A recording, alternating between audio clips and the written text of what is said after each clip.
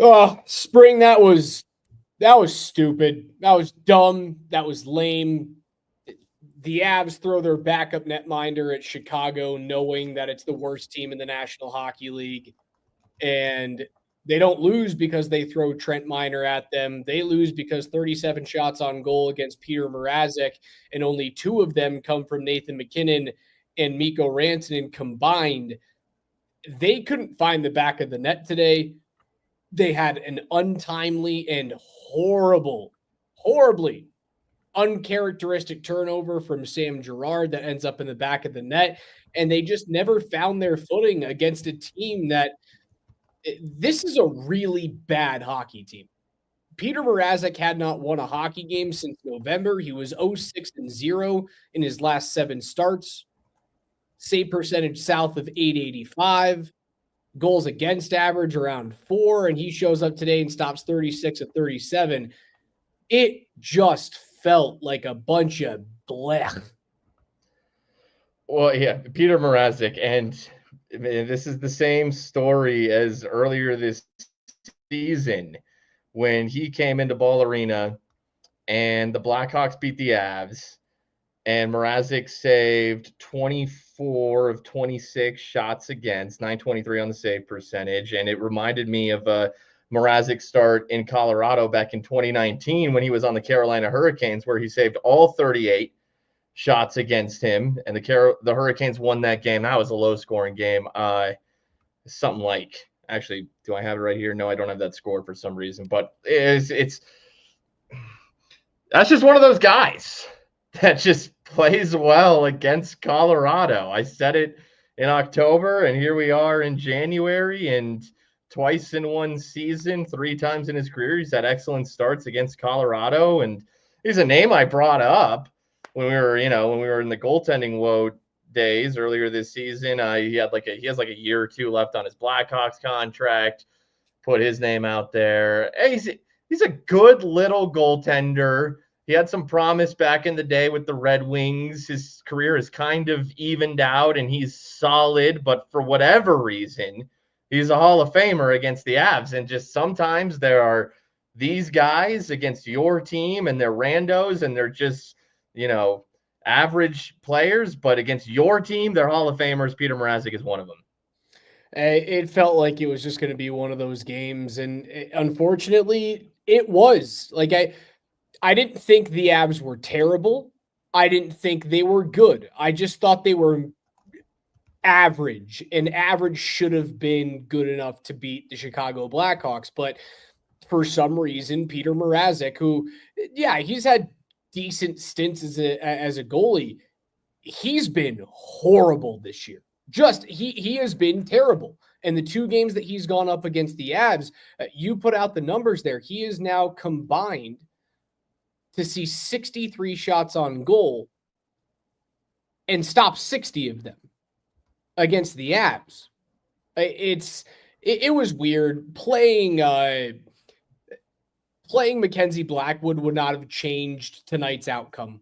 I mean, all you have to do is look at that little sequence right before Frank Nazar scores his first goal of the season, and that's a microcosm of the game. The Avs couldn't find the back of the net. They weren't shooting at wide open nets, and one mistake came back to tie a game, and you just couldn't find it. The power play is looking a little weird right now, even though they've changed the zone entry. They're going through a little bit of a slump.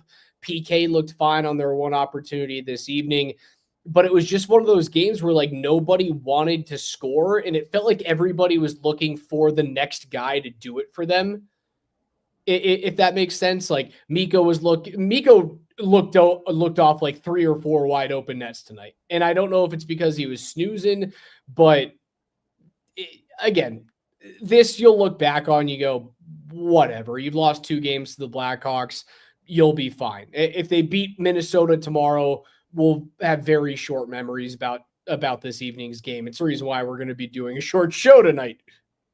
Obviously, no Nichushkin. Thought maybe he was going to go on this road trip, but turns out he won't. Whatever. No Drouin.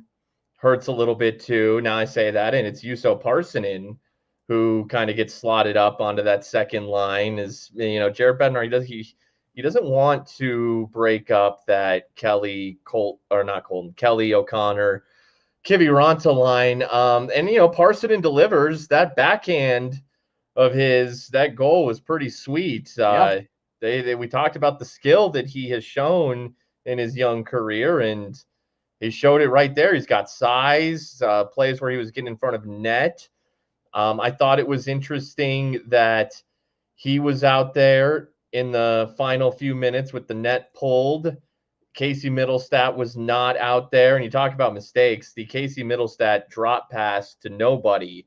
I think it was meant for McKinnon, but it was a complete flub by Casey Middlestat. He was not out there late in the game. It was not a good Casey Middlestat game. You don't have Drouin. Now you got a young guy, that you're playing with if you're Middlestat, if you're Colton, but you gotta find ways to make things happen. And that line really didn't do much of anything overall tonight. Casey Middlestat continues to struggle. He does continue to struggle to the point where, like you mentioned it, Juuso Parssinen and Jiri Inola are out there at the end of the game before Casey Middlestat is. And that's an issue. Like, that needs to be fixed soon. And for some reason, with the Avs and the Blackhawks, they're just a weird thorn in the side of Colorado on their road to being, an elite team that hopefully has multiple Stanley Cup championships. Like, going back to 2018, you've got a bunch of these like 5-goal wins, 5-1 win, 5-1 win, but they're not beating up on them like they're San Jose, right? Like, the Avs have famously not lost to San Jose in like 13 or 14 straight games, something crazy like that. They find a way to lose like these weird 2-1 hockey games every single year, 2-1, 3-2 for no reason, to quite honestly a shit hockey club. I think it might just be like familiarity doesn't breed contempt, but familiarity breeds, a snooze fest. Familiarity breeds what's the proper term here that I'm searching for? I get exactly what you're getting at. It's familiarity breeds boredom. Yeah, in recent years, the Arizona Coyotes, now the Utah Hockey Club, for whatever reason, that team would find a way to slow down Colorado a little bit. And, it's maybe they overlooked Arizona, is a younger team. Maybe they overlooked the Blackhawks. That is a younger team. They got up for Florida. That was the jump from start to finish. They got up for Florida. Why do you get up for Florida? Because they're the defending champs coming into your barn. Now you got Trent Miner in net tonight. Drouin is out. Maybe there's looking ahead to Minnesota. 100%. Knowing that you're playing Blackwood in that game too. And, we talked about whether they would start Blackwood or Miner tonight. I don't think that any of the goals, I don't think, some of those, like the turnover in your own zone and the wide open cages on a couple of them that Chicago got tonight. I don't think Blackwood changes that. No. Maybe there's a better sense of confidence in front of net. If McKenzie was back there and there was more of a want-to, knowing, hey, this is the Blackwood start tonight and we're playing Trent Miner in Minnesota tomorrow night, we better go get this one. I don't know. Maybe it was a strategic thing in terms of Drouin's availability. Maybe Drouin plays tomorrow night and they wanted to hold off, and you have Drouin back and you're going Blackwood tomorrow night. Second night for the legs of everyone else of a back-to-back, be damned. Well, give a little bit of credit to Chicago too, in the sense, like, for example, Alex Vlasic played a tremendous game defensively for the Chicago Blackhawks. He's 23 years old. They just signed him to an extension where he's making like $4.5 per. This is a big 6'6" young defenseman who made some nice plays defensively and moving up the ice a little offensively tonight. It's not nothing around Connor Bedard. I don't think there's a ton there, but there is a little bit. They had Taylor Hall in the offseason, Teuvo Teravainen. A couple of veterans come in. Teravainen hit a post tonight. But I'll give a shout out to Alex Vlasic. That's a young defenseman who played very well. He shut down Makar on a play late in that game. And Chicago had lost, 6 of 7 coming into tonight. They're a desperate team. They are on their home ice. It's an undermanned Avs team, giving Trent Miners in net, and Drouin is out, and Nichushkin's out. There's an opportunity there, and they capitalized on it. Good for them. Yeah, they certainly did. And is the talent around Bedard the same as the talent that they had building in those 5 drafts between 2002 and 2007, where they went on a draft run of Duncan Keith, Brent Seabrook, Corey Crawford, Patrick Kane, and Jonathan Taves? Is it those guys around Bedard? No, it's not. But you're hoping that, Vlasic can be a Nicholas Hjalmarsson or maybe even a Brent Seabrook light in this situation. They don't have a lot going on. It still remains to be seen whether or not this young core is really going to turn into anything. It still feels like a loss that you hope you're not going to look back on and regret, but the Avs are playing well enough that I don't think this team is going to need 2 points desperately down the road. They're going to find a way to catch Minnesota. They've gotten up for big teams. They've been a much better team. They've been the hottest team in the NHL over their last 12 games. So this thing shouldn't detract from what they're doing. I think there were a couple of plays in this game, Spring, that could have changed the outcome. The 2-goal swing for the Frank Nazar goal was first and foremost the biggest play of the game, where the Avs should have scored on the net front 3 or 4 times on grade A's, and then Nazar comes down and buries it, and then you're down 2-1. There was another one, and it felt unforgivable to me. Remember the little 3-on-1 in the middle of the ice in the third period, right before Connor Bedard scored, that Sam Malinsky came down on with Joel Kiviranta, and he skated the puck 120 feet and shot short side? Yeah. Unforgivable. Mm-hmm. He looked off Kiviranta in the middle of the neutral zone when he should have moved the puck early on a 3-on-1. Move the puck early, kids. If you're trying to figure out how to score on odd man rushes, if you don't move the puck in the neutral zone, you're not going to score on odd man rushes. He doesn't. He looks off Kiviranta in the neutral zone, and then Kiviranta stays on side, damn near tearing his grundle, opens up for a one-time opportunity, and then he looks him off a second time. Move the puck, kid. Move the damn puck. Those are the 2 plays of the game that killed me. Sure. And the Avs were, they were given some opportunities, including the overturned Connor Bedard goal, the kick, the distinct kicking motion, very distinct from Connor Bedard. That almost made it a 3-1 game. That gets overturned on a challenge, I believe. Keeps it a 2-1 game. Avs couldn't capitalize on that. They could not find a goal outside of Juuso Parssinen tonight. McKinnon almost gets hurt in this game. He gets kind of tangled up with defenseman Allen for the Blackhawks in the corner. He didn't start the ensuing power play. There was a trip called shortly thereafter, or maybe on that same play. I'm not even sure. So McKinnon was okay. That's good news. But yeah, Makar hits a post in the first period. Great little play. Cross ice, McKinnon to Makar, hits a post. I'm doing the blitz shortly thereafter. I hear Berto say, it should be 2-0. It should be 2-0, man. It's like, okay. I missed that one, but I was a little bit busy there during the first period. The flurry before the Blackhawks was the first goal, second goal, where Rantanen almost tucks one in. McKinnon gets a look, tries to feed Lehkonen in the slot because there's bodies everywhere. Man, they had their chances tonight. They had opportunities, but just a little sleepy for Colorado tonight. It was funny when I was trying to find the term to put on the back end of familiarity breeds blank, not contempt in this situation. We found boredom was the word I was looking for. All I had in the back of my head was from 22 Jump Street, a sleepiness.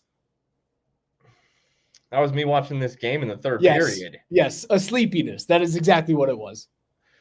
Yeah, and hey, they had 3 minutes there with the empty net at the end, and they did it against Buffalo. They scored 2 with the empty net against Buffalo. But I knew, I was like, nah, you can't. You're not doing that 2 times in a week span. This thing is Nope. over. So now you turn your attention to Minnesota tomorrow night. What's Kaprizov still out? Kaprizov still out. Spurgeon still out. And I want to say there's another young defenseman still out. They're hurt. They're injured. Mm-hmm. And it'll be Blackwood tomorrow night, so there will be Middleton. Thank you, Pants Party. Jacob Middleton. Jacob Middleton's out. So there will be even though you're on the second night, it's not too long of a flight from Chicago to Minnesota. You got Blackwood in net tomorrow night. Do you think Drouin plays tomorrow night? What's going? I mean, because Jared Bednar was talking like he's got something that he's going to be dealing with the entire season the other day when I heard him talk about this. Just a management night, hopefully, for Jonathan Drouin. Catch him on the front end instead of the second end of a back-to-back, just to give him an extra, 2 consecutive nights off instead of night off play. I mean, yeah, the points matter, right? Like, this is a team that's directly in front of you, and as injured as they are gettable. So you want those two. You get that win, you're within a point of Minnesota, who started off the season red hot when you couldn't find a save. Now you're right in that area where if you can get a couple of wins, then catching Winnipeg becomes real. You can't lose both of these things, because then you get into that pucker factor of a 3-game road trip. No Nichushkin. Are you going to come back home and have 0 points on this road trip? I expect them to bounce back. I expect them to bounce back in the way that the Nuggets are hammering the Clippers right now in the second leg of a back-to-back without Nikola Jokic. Absolutely. Sometimes it's just you need a little bit of a wake-up call. Avs got it against Montreal, responded against Florida. They got a night off in that scenario. They won't get a night off here. But Minnesota's a little banged up. And again, you'll have Blackwood in net. And that seems to give this team added confidence with Trent Miner in net. And again, I agree that, this loss isn't on Trent Miner. And he was going to play one of these 2 games. I mean, he has to play in back-to-back scenarios until Wedgwood is back. But it felt like it harkened back to the Georgiev, Onanen, the lone Kokkonen start of, this guy's in net. All right. Do we even care tonight? Because Trent Miner's in net? Do we even care because Georgiev's in net and we know this is going to suck? I don't know what it is, but when Blackwood's in net, they seem motivated. Like, oh, we can win tonight. When anyone else is in, Scott Wedgwood, they felt that way too. But the other goaltenders that have started this season, they haven't really skated with a ton of effort in front of them, as if they're just like, this freaking guy's behind us. You've got a decent point there. I don't think that they skated tonight without the expectation or the thought that they could win with Trent Miner in that. I think they skated in tonight's game with, we're going to show up and it's going to go our way because we're the Avs and they're the Blackhawks. And sometimes when that happens, you lose hockey games in the NHL. Not always.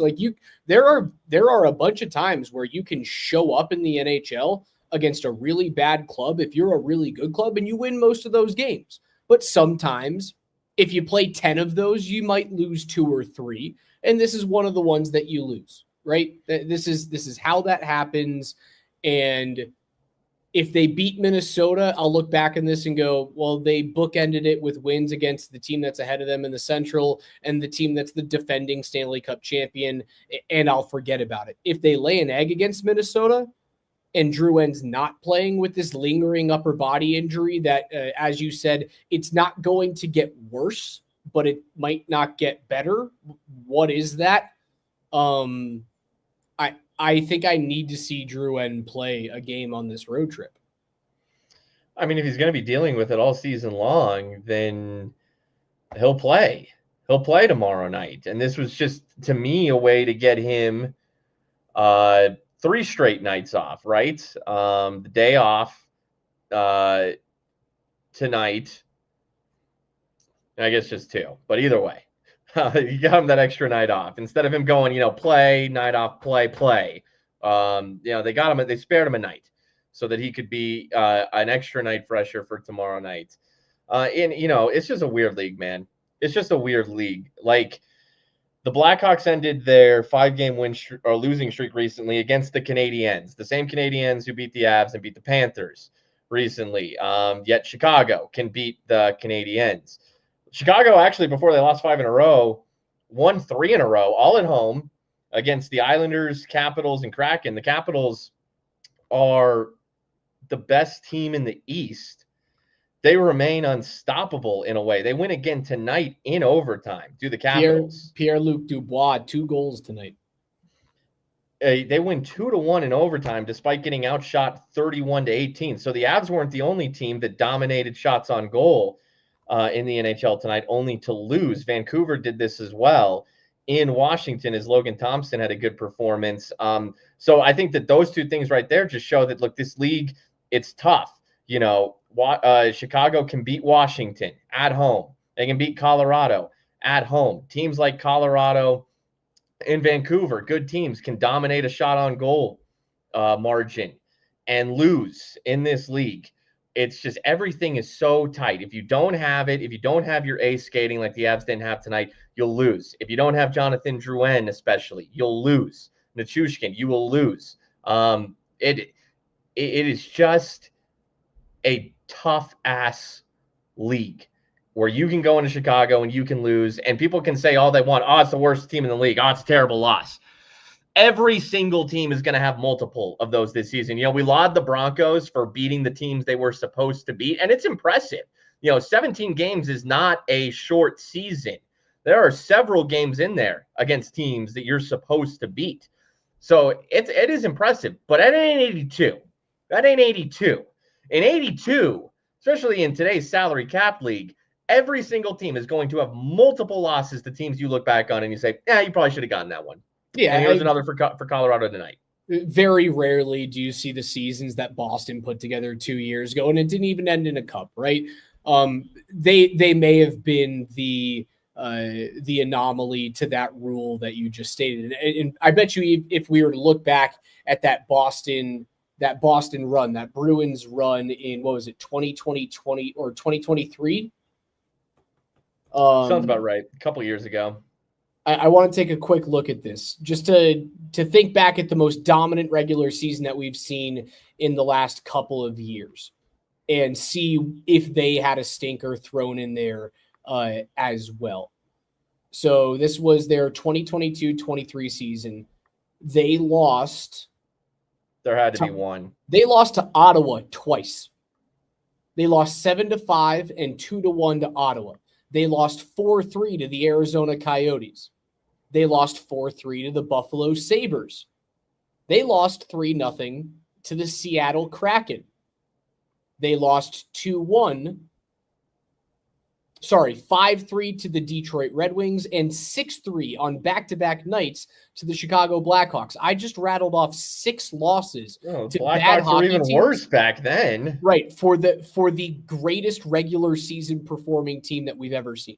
I say they were even worse back then because now they have Connor Bedard, what do you think of Connor Bedard? We saw him tonight. Look, the goal he scores, regardless of anything that happened before it, that's a sick, nicely placed wrist shot, short side to beat the glove of Trent Miner. It's a good-looking shot. He's a smaller dude. He was showing this, I'm mostly seeing highlights of Connor Bedard last season, and he was very impressive. Haven't quite seen that this season. Didn't see a guy tonight that screamed the next Connor McDavid or anything. I like the goal he scores. I like the cheekiness to try to kick that puck in. He played a good game, but I did not think, this is the truth. And now that's a high level. It's a high standard that Connor Bedard is being held to. I think he has this is a word that gets thrown around too much, so I don't want to be that guy. I was about to say generational shot. I think he has a franchise shot. a franchise release that you saw tonight that only a couple of guys in this league possess. Like, he and Austin Matthews have the 2 snap/wrist shots that I don't understand how it happens. Like, they literally shoot differently than how guys like me 20 years ago were taught to shoot. They shoot the puck differently. The way that they interact with their stick and the playing surface is different. The way that they hold their stick, the way that they push into their flex is different. There's 2 guys in the world that shoot like that, and it's Austin Matthews and Connor Bedard. I don't believe he is the complete level of player because of his size and because of his lack of ability to defend. I don't think he's the player that can transform the Blackhawks franchise. At this point, if you were to ask me if I were to take him or Macklin Celebrini, I think I'd take Celebrini. Yeah, no, Celebrini in his rookie season. But granted, I think Bedard last season looked kind of like Celebrini looks now too. I don't know if it's just a touch of a sophomore slump. Again, like I mean, how old is Connor Bedard? He's so 19. young. He's 19. 19. I mean, not even close to have grown into his man body yet. So I'm not surprised that the league, gets some tape on him, and maybe the same thing will happen with Celebrini in year 2. Though Celebrini has a little more size. That size goes a long way. But yeah, well, like I look at another smaller statured player, and maybe it's unfair for me to use this guy as the comparison, but it's easy because he's a Chicago Blackhawk. I look at Patrick Kane, and like Patrick Kane put up 72 points his rookie year and then followed up with 70 his sophomore year. It's kind of like Nathan MacKinnon a little bit. Nathan MacKinnon had the great rookie season, and then the next some odd years, it was kind of like, okay, where's that next level, to the point where that contract that they ended up signing him to wasn't overly lucrative. And then when Nate did have it click the season after the 48-point season, then all of a sudden McKinnon's contract was a steal. Yeah. But, McKinnon, I mean, maybe this I'm seeing that with Bedard right now, that McKinnon after the rookie season, Bedard after the rookie season, still good, still shows some things, but there's not this nuclear jump. Now, hey, if in 5 years he's Nathan MacKinnon and he's 19 years old, so that's extremely possible. That's just part of the growing process. Certainly is. All right, Spring, we got to get out of here because the Nuggets and Clippers are under 5 to go, and I believe D-Mac's doing his 5 minutes remaining thing before DT hops on and gives you guys an In the Paint on Twitter, on Twitch, and on YouTube. But we will talk to you guys tomorrow evening after the Avalanche take on the Minnesota Wild. That is a 6 p.m. puck drop, 5:30 p.m. pregame show on Altitude Sports Radio 92.5. We'll be back on these digital airwaves sometime right before 9 p.m. I expect a better result, Spring. I'll talk to you tomorrow. For our friends at Safeway, for Spring, I'm Mirage. Tune in tomorrow morning on Altitude Sports Radio 92.5 for Brett Kane. Avs lose, but whatever.